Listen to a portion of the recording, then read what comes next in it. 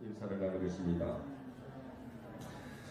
오늘 세워주신 전동준 목사님은 제가 미리부터도 여러분들께 말씀을 드렸지만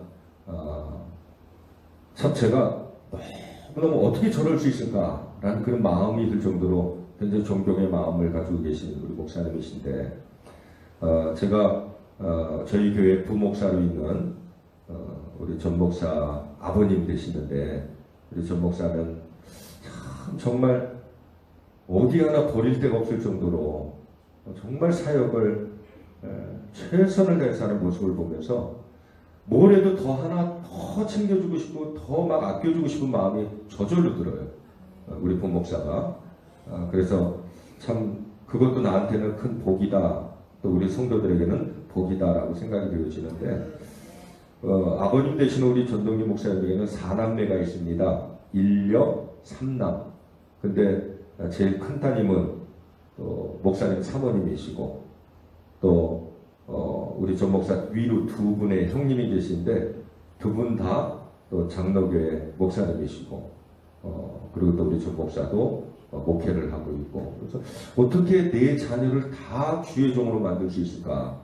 이게요 여러분 이게 말이 그렇지 그렇게 쉽지 않습니다. 내 자녀를 다 목회자로 키울 수 있다는 것은 정말 하나님 은혜와 역사가 아니면은 가능하기가 어려워요. 그래서 제가 우리 승리한테 한 번은 너는 목회자가 되고 싶은 마음이 없냐? 아버지 제발 저는 장로가 돼서 아버님을 돕겠습니다. 이렇게 얘기를 하더라고요. 그만큼 아빠가 목회하면서 개척하면서 참 많은 어려움들을 어렸을 때부터 봤기 때문에 그 목회자에 대해서 선뜻 하고 싶다는 마음이 들지 않거든요. 근데 내 자녀가 다 목회의 길을 걷는다는 걸 보고 이건 우리 전 목사님 특별한 은혜가 있구나. 특별한 사랑이 있구나. 그런 마음이 들어요.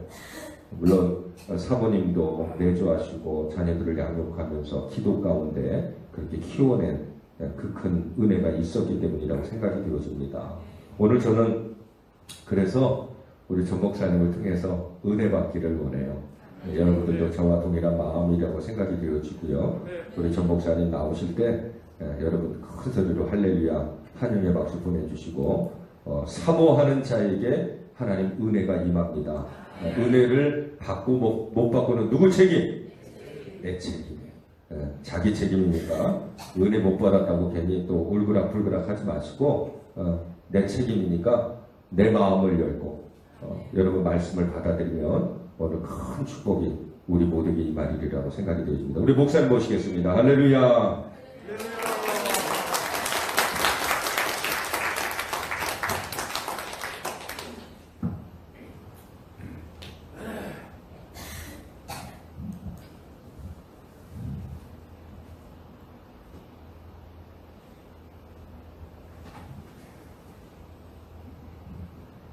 할렐루야. 인사 한번 나누겠습니다. 만나서 반갑습니다. 네, 우리 옆에 있는 분들한테 한번 말씀을 전달하겠습니다. 주님은 당신을 사랑합니다. 믿으시기 바랍니다. 오늘 이렇게 부족한 사람을 이렇게 우리 목사님과 또 좋은 교회에서 초청해 주셔서 오면서도 내내 감사가 그저 넘쳤습니다. 지난번 제가 방문했을 때도 목사님이 저를 소개하면서 우리 가정의 4남매를 다 목회자를 만드는 게 대단하다고 말씀을 하셨고 또 오늘도 이렇게 말씀을 해 주셨는데 사실 저는 이 부분에 대해서 여러분들한테 꼭 드려야 할 말씀이 있어서 우리 4남매 자녀들이 하나님의 종으로 소명을 받고 또 사명을 감당하게 된 것은 저나 우리 집사람 부모가 한 것은 아무것도 없습니다. 오직 하나님께서 그렇게 하신 줄을 믿습니다.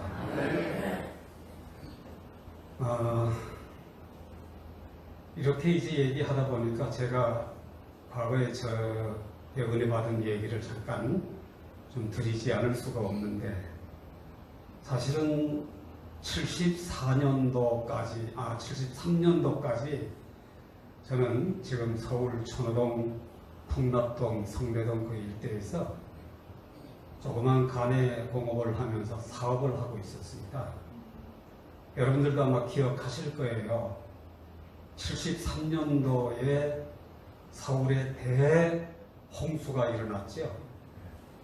그때는 그 천호동에 광진교 다리가 하나밖에 없었어요. 지금은 뭐 올림픽대교, 잠실대교 많이 생겼는데, 그때는 이 광진교 다리 하나밖에 없었는데, 그때 날인 그 비가 얼마나 많이 내려갔는가 하는, 광진교 다리가 넘쳤으니까요.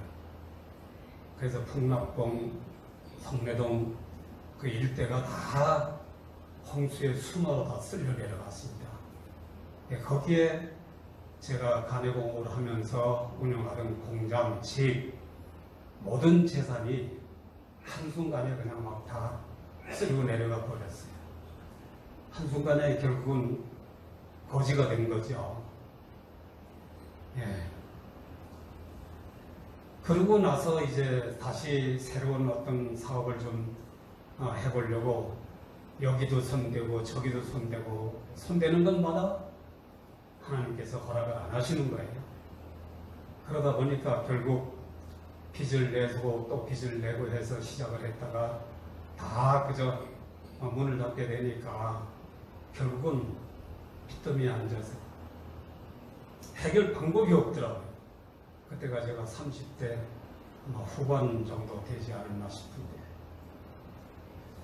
결국은 이 부채 문제를 해결하려면 빚을 진 장본인인 내가 죽는 것이 해결하는 방법이겠다라는 생각밖에 안 들어요.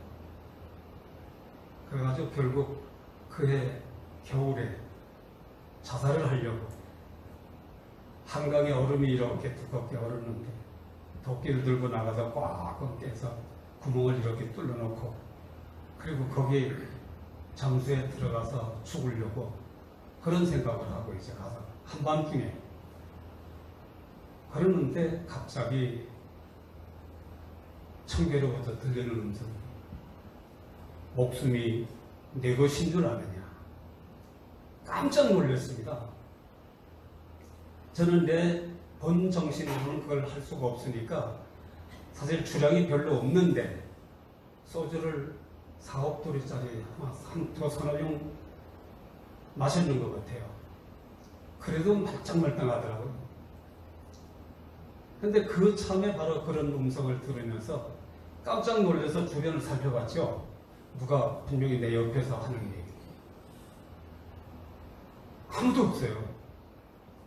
다시 제게 들리는 음성이, 내가 목숨을 걸고 죽음을 시도하는 만큼 나를 한번 찾아봤느냐. 하나님의 음성인 거예요. 지나온 세월을 뒤돌아보니까 정말 죽기 내기로 주님을 찾아본 적이 한 번도 없더라고요. 그때 주님의 음성을 듣고, 그렇다면 죽을 때 죽더라도 하나님을 한번 만나보고는 죽자. 나름대로의 저는 지금까지 참 성실하게 최선을 다해서 바르게 산다고 살아왔는데, 왜 이렇게 한순간에 하나님이 내리신 그 홍수로 말미암아 내 사업이 전폐가 되고 결국은 빚더미에 앉아서 내가 이런 형편까지 오게 됐는가. 하나님을 만나서 한번 물어나 보고 죽어야 되겠다 생각을 하고 자살하려고 했던 것을 포기하고 집에 들어왔습니다. 들어와서 담요 한 장에 성경 찬송을 둘둘 말아서 옆에 끼고, 저기 말죽거리 그 경부 고속도로 내려가다 보면 청계산 기도원이라고 있어요.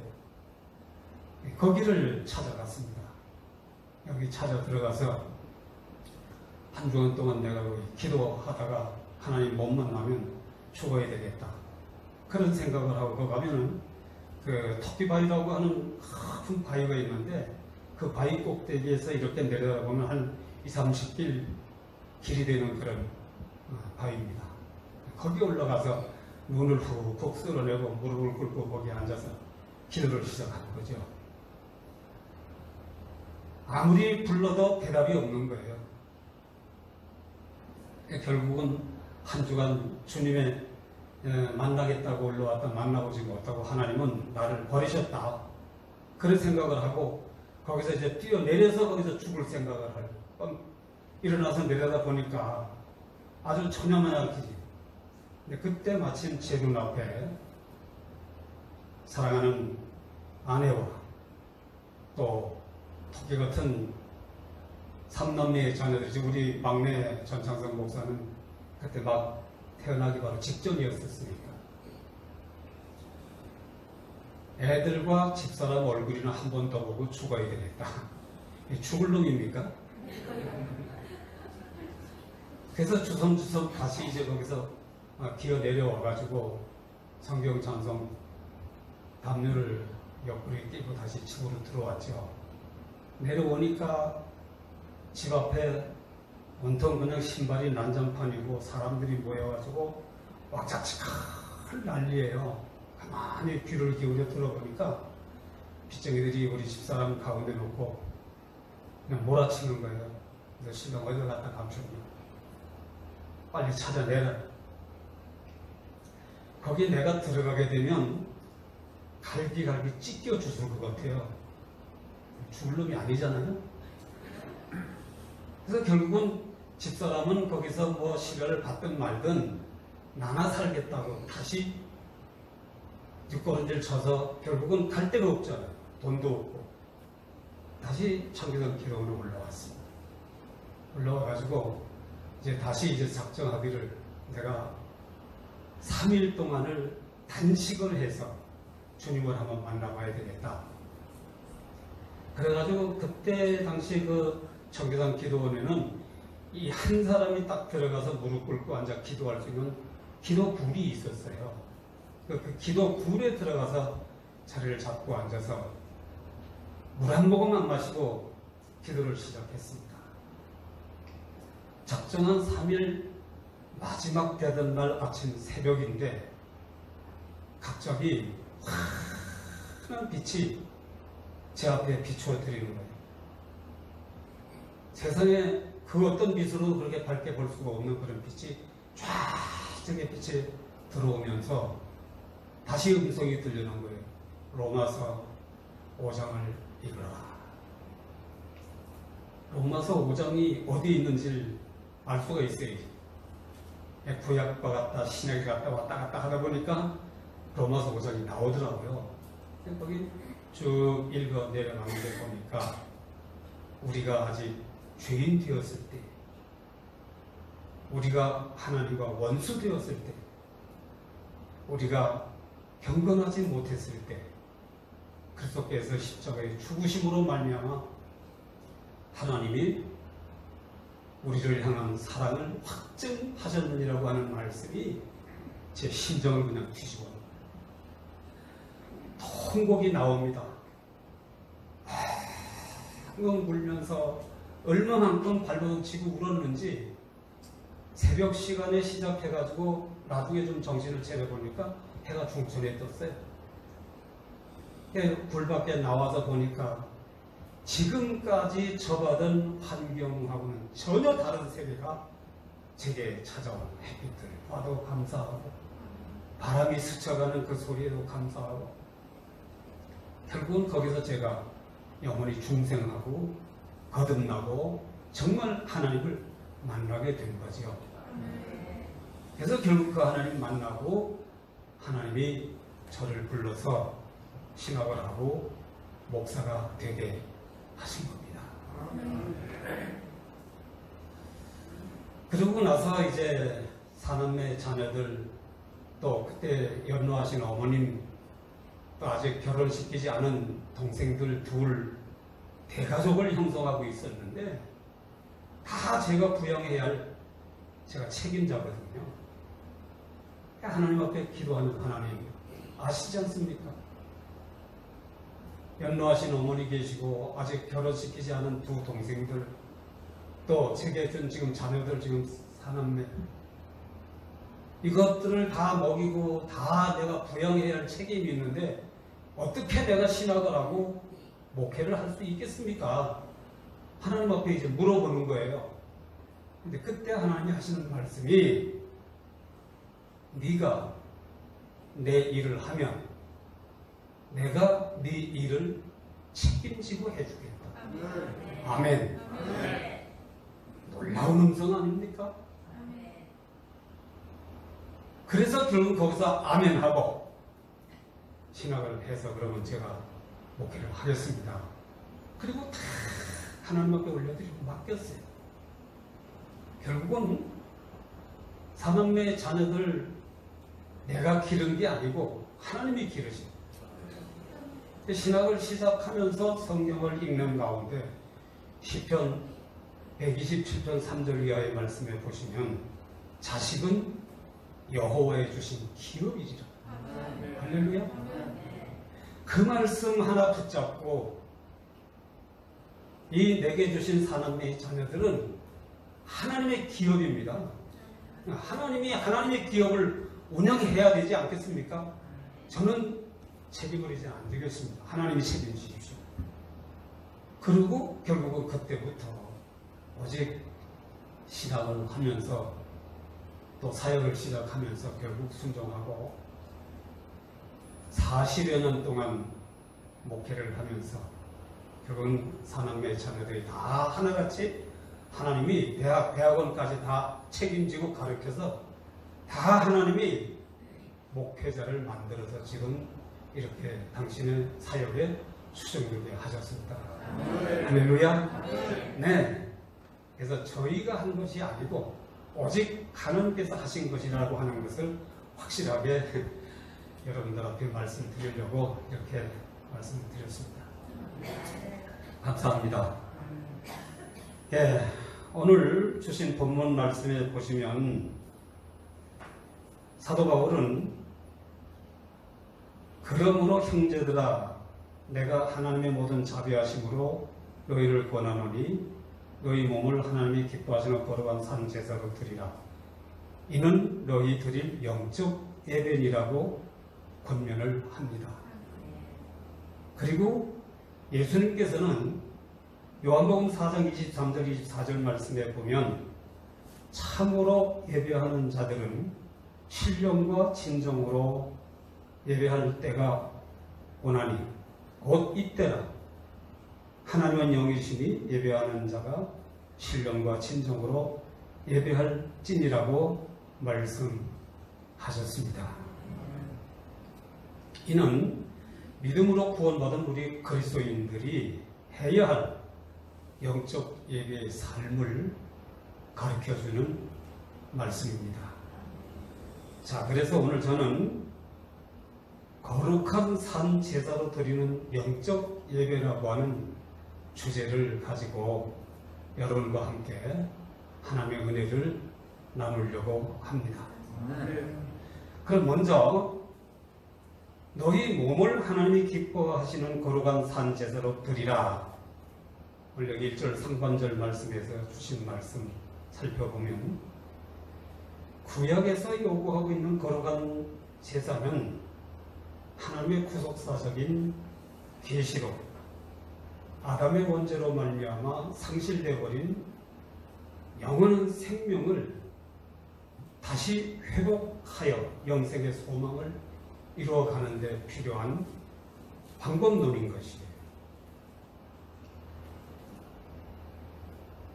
구약에서 제사 제도는 모세를 통해서 주신 율법적인 5대 제사가 있습니다. 레위기서 1장에서 보면 번제, 2장에서 보면 소제, 3장에서 보면 화목제, 4장에서 보면 속죄제, 5장, 6장, 7장에서 보면 속건제로 나누어져 있습니다. 하나님은 모세를 통해서 이스라엘 민족을 애굽왕 바로의 학정에서 이끌어내시고 광야 40년의 훈련 과정을 통과시키신 후에 약속의 땅 젖과 꿀이 흐르는 가나안 땅으로 저들을 인도해 들이시면서 자자손손 대대에 이르기까지 매 절기마다 월삭과 안식일을 때를 따라서 정규적인 이런 제사들을 드리라고 명하셨습니다. 그런데 오늘 사도 바울은 여기 본문 말씀을 통해서 이렇게 말씀하죠. 신약세대 우리 성도들에게 하나님께 드려야 할 그 영적 예배의 삶을 형제들아 내가 하나님의 모든 자비하심을 너희를 권하노니 너희 몸을 하나님이 기뻐하시는 거룩한 산제사로 드리라 라고 권면을 합니다. 자, 그러면 우리 몸을 어떻게 하는 것이 하나님께 거룩한 산 제사로 드리는 것일까요? 이어서 바울은 또 이렇게 후반부에서 말하죠. 이는 너희가 드릴 영적 예배니라. 네, 그렇습니다. 이 말씀들은 구약의 하나님의 백성들과 신약의 하나님의 백성 성도들이 하나님 앞에서 살아갈 수 있는 최선의 유일한 방법을 가리키고 있는 말씀입니다. 자, 그렇다면 우리는 먼저 구역에서 소개해주고 있는 제사 제도를 살피면서 너희가 드릴 영적 예배이라고 하신 그 말씀의 뜻이 무엇인가를 우리가 한번 살펴봐야 되지 않겠습니까? 첫째, 레위기서 1장에서 소개하고 있는 번제입니다. 이 번제라고 하는 말은 히브리 말로 알라라고 하는 단어인데 올라간다 하는 의미에서 번제의 제물을 완전히 불에 태워 그 연기와 냄새를 제물의 피와 함께 여호와 함께 드려지는 제사입니다. 번제의 제물을 살펴보면 레위기서 1장 3절에서 소로, 10절에서 양과 염소로, 14절에서는 새, 곧 산비둘기나 집비둘기를 잡아서 그 피를 흘려 생명의 피를 제단에 뿌리고 그리고 다른 모든 것들은 불에 태워서 연기와 함께 하나님 앞에 올리라고 말씀을 하십니다. 이 말씀은 곧 하나님의 어린 양으로 이 땅에 오신 예수 그리스도께서 십자가에 피 흘려 죽으심으로 말미암아 선택받은 하나님의 백성, 곧 자기 백성들의 죄를 구속하여 주시는 구속사적인 계시를 나타내 주는 것입니다. 잘 아시는 대로 요한복음 1장 29절과 36절 말씀해 보시면 이튿날 요한이 예수께서 자기에게 나오심을 보고 가로되 보라 세상 죄를 지고 가는 하나님의 어린 양이로다. 또 36절에 보면 예수의 다니심을 보고 말하되 보라 하나님의 어린 양이로다라고 예수님보다 6개월 앞서 예수님의 길잡이로 보냄받은 세례 요한이 외치고 있는 말씀입니다. 또 히브리서 9장 12절 14절 이하의 말씀에 보면 염소와 송아지 피로 아니하고 오직 자기 피로 영원한 속죄를 이루사 단번에 성소에 들어가셨느니라.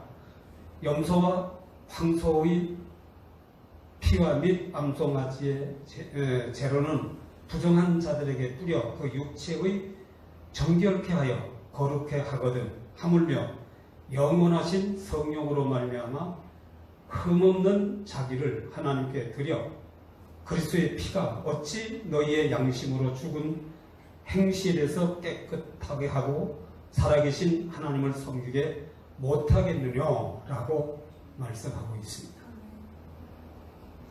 오늘 여기 5가지의 제사 가운데 첫 번째 번제는 바로 저와 여러분을 우리의 죄 가운데서 구속하여 주시기 위해 이 땅에 하나님의 어린 양으로 오셔서 십자가에 피 흘려 돌아가시고 구속을 성취하신 우리 주 예수 그리스도의 구속사적 계시인 줄을 믿습니다.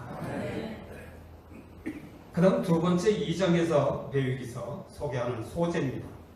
이 소재라는 말은 히브리 말로 민카라고 하는 단어인데 분배 혹은 수여라는 의미에서 선물이라는 뜻에서 유래된 말씀입니다. 이는 피 흘림이 없는 공물로서의 제사를 말하는데 이 소재는 반드시 번제와 세 번째 소개하는 화목제를 동반해서 드리는 제사입니다. 이는 바로 구원받은 우리 그리스도인들이 헌신적인 삶으로 하나님을 경외하며 섬기는 봉사의 삶을 가리키는 말씀입니다. 즉 예수 그리스도의 구속의 은총으로 말미암아 구원받은 우리 그리스도인들의 남은 생애는 온전하게 하나님 앞에 드려서 헌신하고 섬기는 그런 삶이어야 된다는 말씀입니다. 그러므로 우리는 이 소재를 통해서 하나님 앞에 헌신적으로 살아갈 수 있는 삶의 방법을 아주 자세하게 구체적으로 배울 수가 있습니다. 베드로전서 4장 10절로 11절 말씀에 보면 각각 은사를 받은 대로 하나님의 각양 은혜를 받은 선한 청지기같이 서로 봉사하라. 만일 누가 말하려면 하나님의 말씀을 하는 것 같이 하고 누가 봉사하려면 하나님이 공급하시는 힘으로 하는 것 같이 하라. 이는 범사에 예수 그리스도로 말미암아 하나님의 영광을 받으시게 하려 함이니 그에게 영광과 권능이 세세 무궁토록 있느니라. 아멘. 네. 자, 그렇다면 이 소재의 제물은 무엇으로 드리라고 말씀합니까? 레위기서 2장 1절 2절 말씀해 보면 누구든지 소재의 예물을 여호와께 드리려거든 고운 가루로 예물을 삼아 그 위에 기름을 붓고 또 그 위에 유향을 놓아 아론의 자손과 제사장에게로 가져올 것이요 제사장은 그 고운 가루 한 줌과 그 모든 유향을 취하여 기념물로 단 위에 불살을 찌니 이는 화제라 여호와께 향기로운 냄새이라 라고 말씀하십니다. 자, 하나님 앞에 드려지는 소재의 제물은 고운 가루 그리고 기름으로 반죽을 하고 그 위에 유향을 곁들여서 불태워 향기로운 냄새로 하나님 앞에 드리는 거죠. 자, 그렇다면 우리가 하나님께 드려지는 소재의 제물이 되게 위해서는 반드시 우리 자신이 가루가 되어야 돼요. 콘 가루가 되어야 되는 거예요. 예수 그리스도의 교회라고 하는 이 방앗간에서 성령의 능력과 또 강단에서 선포되는 말씀의 방앗효구로 나 자신을 깨뜨리고 부서뜨리고 또 가루를 만들어야 됩니다. 내가 깨어지고 내가 부서지지 아니하면 안 되고 나 자신의 자존심, 나 자신의 명예, 나 자신의 모든 사람들에게 인정받고 싶어하는 이 모든 육신적인 소욕들, 육신적인 자아, 이 모든 것들이 완전히 파쇄가 되고 그리스도 예수 안에서 예수님의 몸의 한 지체들로 각자의 자기에게 주어진 몫에서 삶을 살면서 주를 섬겨야 될 줄을 믿습니다. 아멘. 우리 옆 사람 한번 권해드릴까요? 부서집시다. 깨어집시다. 내가 깨어지지 않으면 안 돼요. 여러분, 우리 인간의 육신적인 욕망은요, 과거에 집착하는 집성이 아주 대단히 강해요. 내가 과거에 뭘 하고 살았는데, 내가 과거에 뭐를 가지고 있었는데,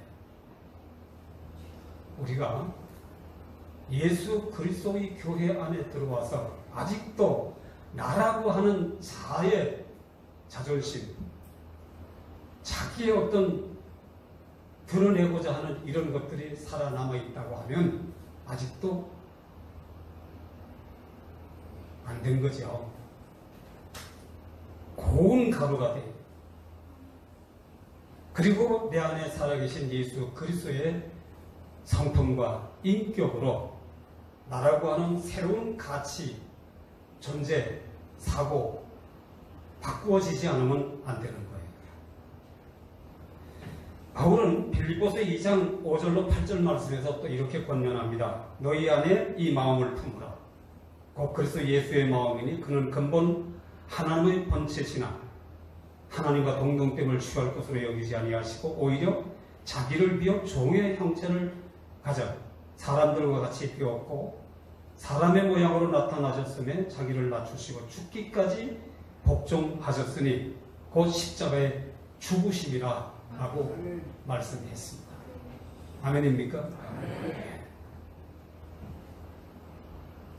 우리 안에 예수 그리스도의 마음을 품어야 됩니다.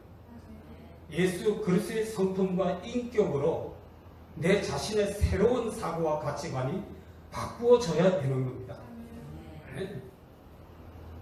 자, 그리고 이 고운 가루에 성령의 기름으로 반죽을 하고 그 위에 유향을 곁들여서 예수 그리스도의 향기를 나타내는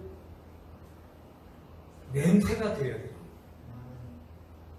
여러분, 고린도후서 2장 14절 16절에서 보니까 바울은 또 이렇게 권면합니다. 항상 우리를 그리스도 안에서 이기게 하시려고 우리로 말미암아 각 처에서 그리스도를 아는 냄새를 나타내시는 하나님께 감사하노라. 우리는 구원 얻는 자에게나 망하는 자들에게나 하나님 앞에서 그리스도의 향기니 이 사람에게는 사망으로 쫓아 사망에 이르는 냄새요 저 사람에게는 생명을 쫓아 생명에 이르는 냄새라. 누가 이것을 감당하리요? 아멘. 여러분, 저와 여러분은 예수 그리스도의 향기를 가진 모든 사람들에게 풍기는 냄새로 살아야 됩니다. 결국 구원받지 못할 자들에게는 사망에 이르는 냄새를 풍겨주고 구원받을 자들에게는 생명에 이르게 하는 냄새를 풍기는 이런 삶을 살아야 된다고 하는 겁니다. 할렐루야. 네. 자, 그 다음에 그럼 여호와께서 원하시는 소재의 제물은 어떻게 드리라고 말씀합니까? 레위기서 2장 4절로 7절 13절 이하의 말씀에 보면 네가 화덕에 구운 것으로 소재의 예물을 드리려거든 고운 가루에 기름을 섞어 만든 무교병이나 기름을 바른 무교전병을 드릴 것이요 또 번철에 붙인 것으로 소재의 제물을 드리려거든 고운 가루 누룩을 넣지 말고 기름을 섞어 조각으로 나누고 그 위에 기름을 부을지니 이는 소재리라. 네가 솥에 삶은 것으로 소재를 드리려거든 고운 가루 기름을 섞어 만든지니 13절에 가서 보면 네 모든 소재물에는 소금을 치라. 내 하나님 언약의 소금을 네가 소재에 빼지 못할지니 네 모든 예물에 소금을 드릴지니라 라고 말씀하고 있습니다. 여러분, 저와 여러분이 하나님 앞에 헌신하는 참된 삶을 살기 위해서는 소재의 제물이 되어야 되는데 하나님이 원하시는 소재의 제물은 먼저 화덕에 구운 것으로 그리고 번철에 붙인 것으로 그리고 가마솥에 삶은 것으로 그리고 거기에다가 소금을 뿌려서 간을 맞춘 것으로 드리라고 말씀하고 있습니다. 그렇기 때문에 성령님께서는 오늘도 저와 여러분에게 하나님이 허락하신 모든 환경, 현실 가운데서 사건을 동원하시고 환경을 조성하시면서 때때로 성령의 불로, 때때로 성령의 번철로, 때때로 성령의 끓는 가마솥에 우리들을 집어넣고 삶고 굽고 붙여서 적당하게 익혀가지고 하나님께서 드시기를 원하신다는 사실입니다.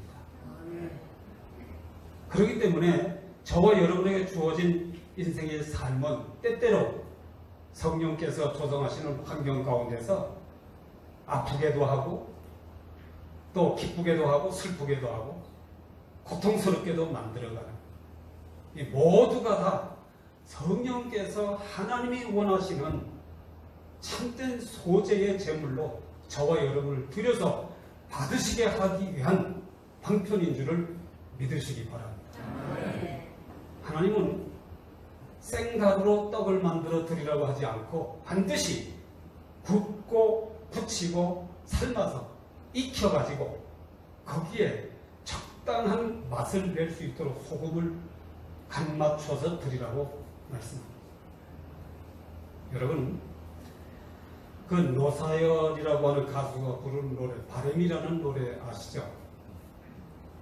그 가요 중에 보면 우리는 늙어가는 것이 아니라 조금씩 익어가는 것이다.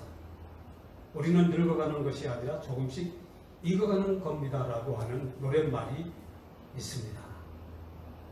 조금씩 우리는 정말 알차게 익어서 훗날 저 높은 곳, 곧 하나님의 나라, 천국에 들어가야 할 하나님의 선택받은 하나님의 사람들인 줄을 믿으시기 바랍니다. 할렐루야.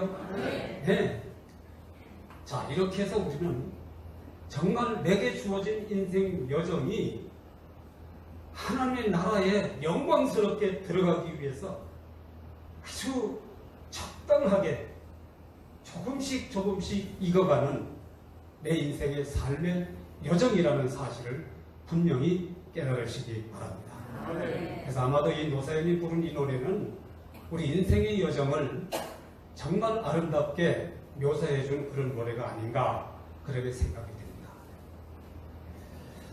그 다음에 세 번째 3장에서 보면 화목제입니다. 이게 화목제라는 말은 히브리 말로 샬렘이라고 하는 단어인데 온전하다, 끝내다라는 뜻에서 유래된 것으로 하나님과 인간 사이의 모든 분쟁을 종식시키고 그리고 화평과 친교로 연합하여 화목을 이루는 감사제 혹은 서원제 혹은 자원제를 가리키는 겁니다.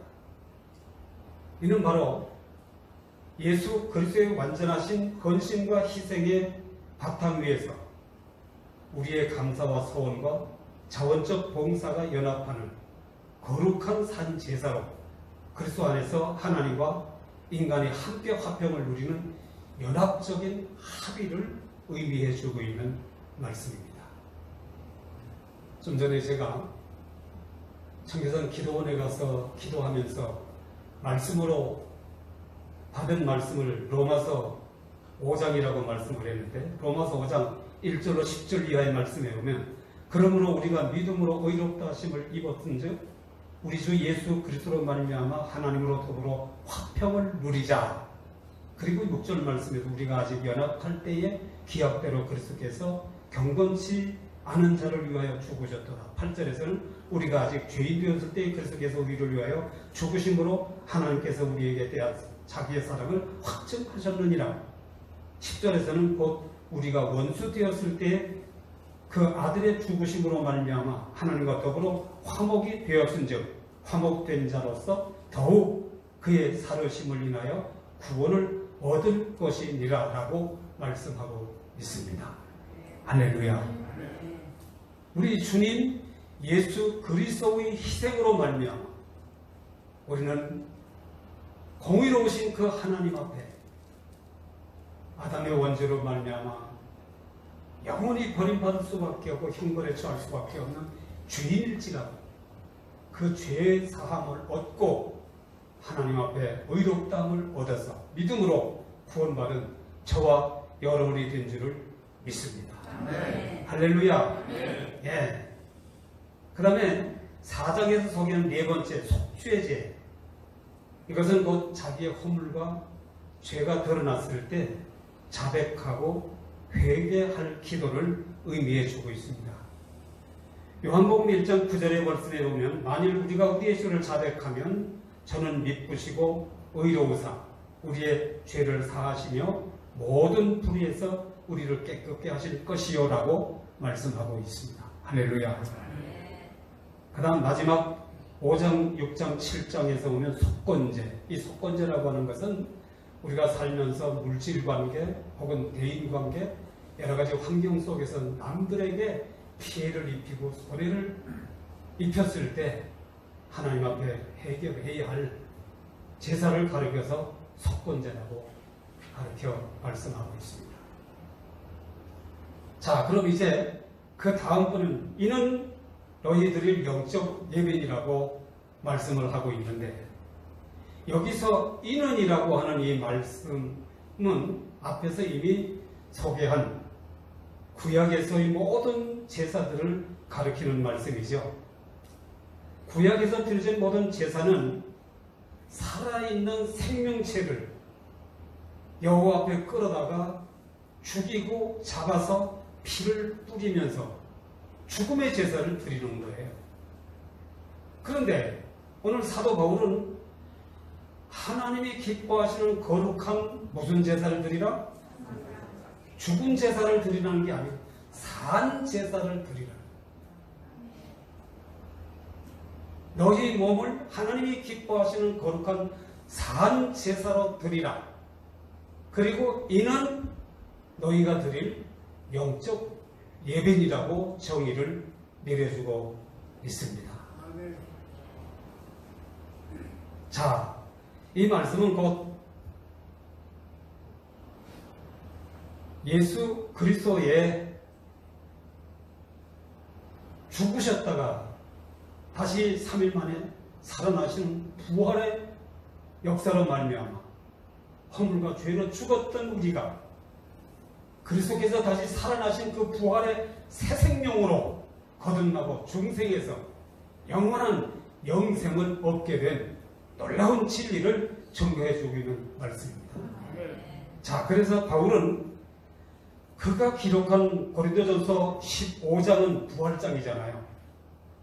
거기 3절 이하의 말씀에서 보면 내가 받은 것을 먼저 너희에게 전하노니 이는 성경대로 그리스도께서 우리의 죄를 위하여 죽으시고 장사 지낸 바 되었다가 성경대로 사흘 만에 다시 살아나사 게바에게 보이신 후에 12 제자에게와 그 후에 500여 형제에게 일시에 보이셨나니 그 중에는 지금까지 태반이 살아있고 어떤 이는 잠들었으며 그 후에 야고보에게 보이셨으며 그 후에 모든 사도에게 맨 나중에 만삭되지 못한 자와 같은 내게도 보이셨느니라 라고 말씀합니다. 또 고린도서 15장 20절 이하의 말씀에 가서 보면 그러나 이제 그리스도께서 죽은 자 가운데서 다시 살아 잠자는 자들의 첫 열매가 되셨도다. 사망이 사람으로 말미암았으니 죽은 자의 부활도 사람으로 말미암는도다. 아담 안에서 모든 사람이 죽은 것 같이 그리스도 안에서 모든 사람이 삶을 얻으리라. 그러나 각각 자기 차례대로 되리니 먼저는 첫 열매인 그리스도요 다음에는 그리스도의 강림하실 때에 그에게 붙은 자들이요 그 후에는 나중이니 자기 모든 저가 모든 장사의 모든 권세의 능력을 멸하시고 나라를 아버지 하나님께 바칠 때라라고 증거해 주고 있습니다. 할렐루야. 네. 구약의 모든 제사제도는 하나님의 구속사적인 계시로 바로 신약에 와서 예수 그리스도로 말미암아 죽은 자 가운데 다시 살아나시는 부활로 말미암아 완성시킨 구속사의 계시인 줄을 믿습니다. 그래서 예수님은 이렇게 말씀하셨죠. 요한복음 4장 23, 24절 참으로 예배하는 자들은 신령과 진정으로 예배할 때가 오나니 곧 이때라 라고 말씀합니다. 그리고 하나님은 영이시니 예배하는 자는 신령과 진정으로 예배할 찐이라 라고 말씀하셨습니다. 여러분, 거룩한 산 제사로 드려지는 영적 예배는 한마디로 정리하면 성령의 능력으로 하나님의 말씀인 성경대로 살아가는 삶이 곧 우리가 드릴 영적 예배인 줄을 믿습니다. 여기서 신령과 진정이라고 했는데 이 신령이라는 그 말씀은 곧 성령의 지도와 인도를 쫓아 살아가는 삶을 가리키는 거예요.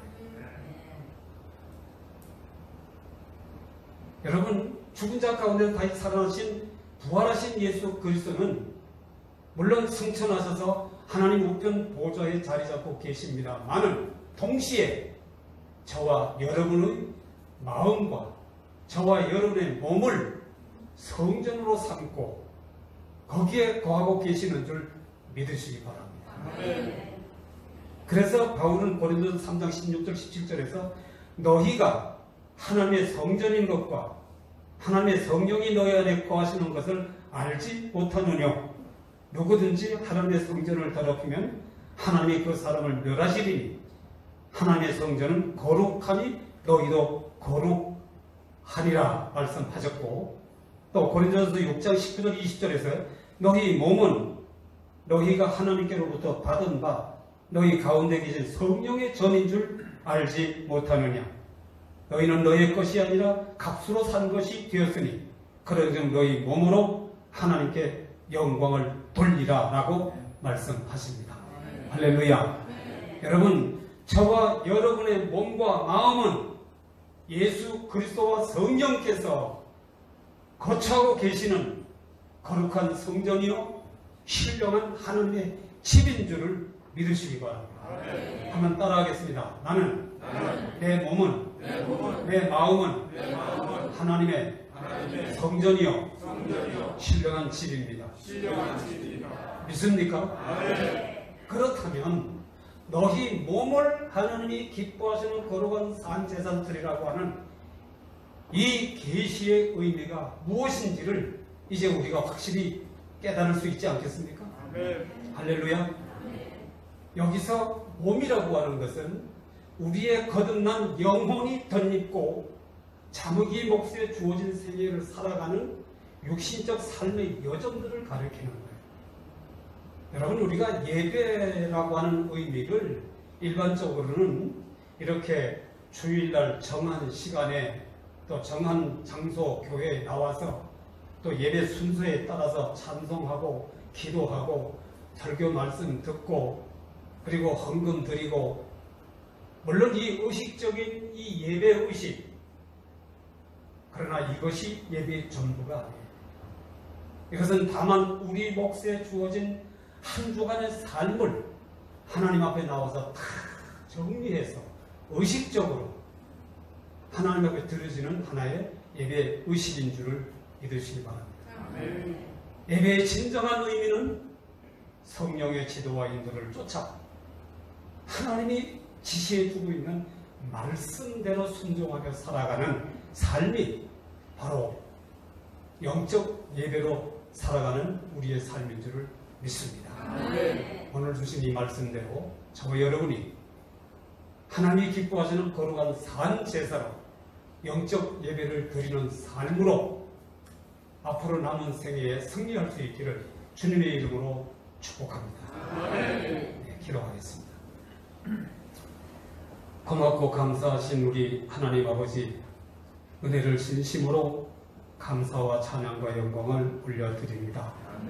하나님의 거룩하신 뜻이 계셔서 이곳에 순복음 밝은 빛 교회를 주님의 피값으로 세우시고, 또 하나님이 이렇게 택하여 귀하게 사용하시는 우리 양요한 목사님을 담임 목사로 세우시고, 또 하나님께서 택하시고 부르신 귀한 하나님의 사람들의 영혼을 이끌어 구원을 이루어가며 영원한 천성길을 아름답게 합력하여 이루어갈 수 있도록 축복하심을 진실로 감사합니다.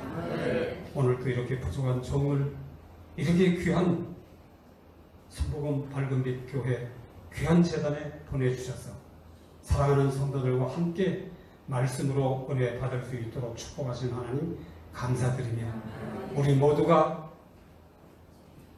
저 훗날 저 높은 곳 영원한 천성에서 하나님께 할렐루야 영광을 돌려드리며 만날 수 있는 하나님 앞에 동행자들, 동반자들이 될 수 있도록 축복해 주시옵소서. 감사하옵고 예수님의 이름으로 기도 올려옵나이다. 아멘. 할렐루야. 하나님께 영광 돌려